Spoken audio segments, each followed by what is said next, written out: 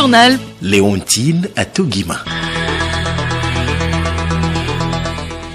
Au sommaire de ce 12h30, opération d'indemnisation du HCROUN, le Haut Commissariat à la réconciliation et au renforcement à l'unité nationale a remis des chèques de bourse d'études à des orphelins des victimes des violences sociopolitiques de 2005 ce matin à Lomé. Plus de 3000 candidats composent depuis ce matin à Kara et à Lomé pour leur entrée à l'École nationale d'administration ENA. Les épreuves écrites ont bien démarré sous le regard des responsables du ministère de la fonction publique. L'insécurité alimentaire devient un cauchemar pour la Corne de l'Afrique. La région connaîtra cette année la pire sécheresse depuis 40 ans. Les gouvernements sont appelés à accroître l'aide humanitaire dans les zones les plus touchées.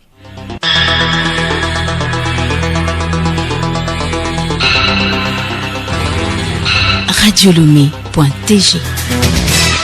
Mesdames et messieurs, bonjour et bienvenue dans cette édition. Le Haut Commissariat à la réconciliation et au renforcement à l'unité nationale a remis des chèques de bourse d'études à des orphelins des victimes des violences sociopolitiques de 2005 ce matin à Lomé. L'opération s'inscrit dans le cadre des recommandations de la CVJR. Yao Kamake.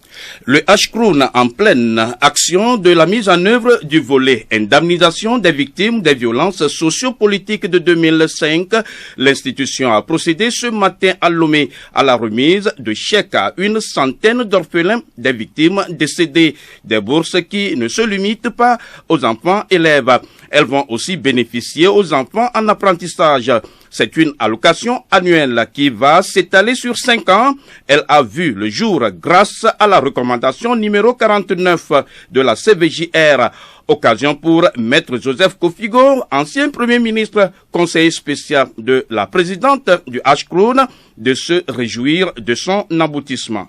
Je voudrais dire aux parents et aux enfants que lorsque vous analysez les lettres et les mots qui composent ces deux entités, CVJR et HCROUN, il y a toujours réconciliation, il y a reconstruction. Pourquoi? Parce que notre pays a connu des troubles. Nos parents et même nos grands-parents ont eu des moments difficiles et certains ont perdu la vie et certains ont développé dans leur cœur des haines qui sont devenues des haines ancestrales. Et là où il y a la haine, il y a la destruction. Donc, il faut enlever la haine des cœurs pour désarmer les cœurs et aboutir à la paix.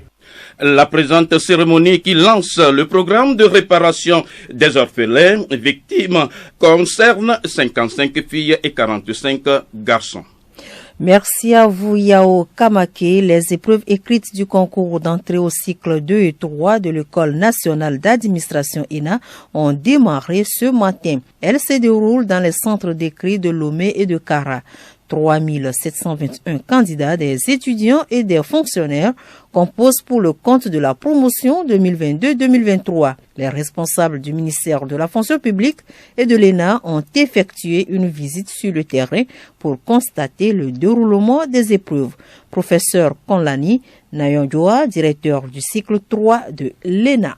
La session va couvrir presque toutes les options ouvertes à l'ENA, des collectivités territoriales jusqu'à la diplomatie, en passant par l'administration scolaire et universitaire, l'administration du travail des lois sociales, l'administration générale, l'administration hospitalière. L'ensemble des deux centres d'écrit, on enregistre 10% de candidats fonctionnaires, ce qui est quelque chose d'intéressant pour la valorisation des efforts de tous ces agents publics.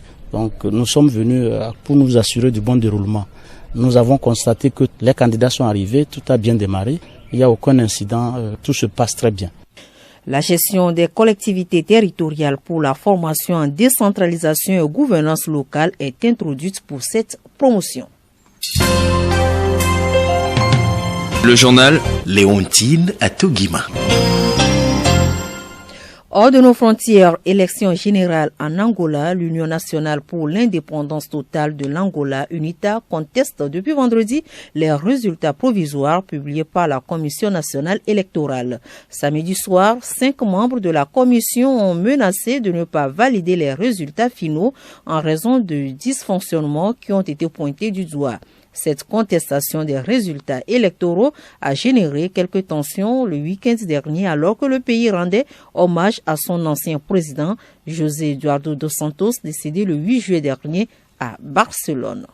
Alors que l'insécurité alimentaire atteint déjà des niveaux alarmants dans la Corne de l'Afrique, le Centre de prévision climatique régionale de l'Autorité intergouvernementale pour le développement, IGAD, redoute une terrible sécheresse, la pire depuis 40 ans. Les prévisions annoncent de mauvaises nouvelles. La saison des pluies qui va d'octobre à décembre cruciale pour la Corne d'Afrique sera tardive et les pluies en quantité moindre. Clarisse Tombité. Le Centre climatique régional de l'IGAD lie la situation au dipôle de l'océan Indien, un phénomène qui se traduit par un refroidissement de la surface de la mer près de la Corne de l'Afrique. Il entraîne généralement de faibles pluies d'octobre à décembre. Les humanitaires redoutent l'impact de cette 5e saison des pluies manquées sur la production agricole et sur le bétail et appellent les gouvernements de la région à accroître l'aide humanitaire, mais aussi à consacrer davantage de fonds à la prévention pour aider les populations les plus touchées à s'adapter à ces sécheresses amenées à se multiplier. L'Organisation mondiale de la santé, OMS, se dit très préoccupée par cette situation alors que 700 000 personnes sont déjà menacées de famine dans certaines régions d'Éthiopie et de Somalie. Clarisse Tombité, cette sécheresse dans la Corne de l'Afrique préoccupe l'Union africaine qui co-organise avec les Nations unies à partir de ce lundi au Gabon la Semaine africaine du climat. Selon l'ONU Climat, ce sommet est une étape clé avant la COP27, la conférence sur les changements climatiques prévue en novembre en Égypte. Il s'agira notamment de définir la position des pays africains pour la COP27 prévue dans quelques mois. Clôture hier à Tunis de la 8e édition de la TICAD, la conférence de Tokyo pour le développement en Afrique. Pendant 2 jours, près de 300 hommes d'affaires, dont 100 du Japon, sont venus prospecter de futurs investissements. Pour les quelques startups présentes, c'était aussi l'occasion de démarcher de nouveaux marchés ou de développer le partenariat déjà existant avec le Japon.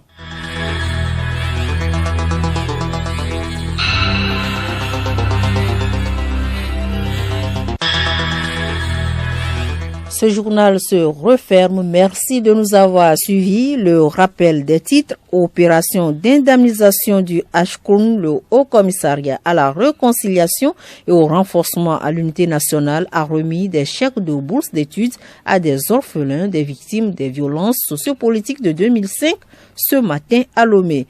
Plus de 3000 candidats composent depuis ce matin à Kara et à Lomé pour leur entrée à l'école nationale d'administration ENA. L'insécurité alimentaire devient un cauchemar pour la Corne de l'Afrique. La région connaîtra cette année la pire sécheresse depuis 40 ans. Les gouvernements sont appelés à accroître l'aide humanitaire dans les zones les plus touchées.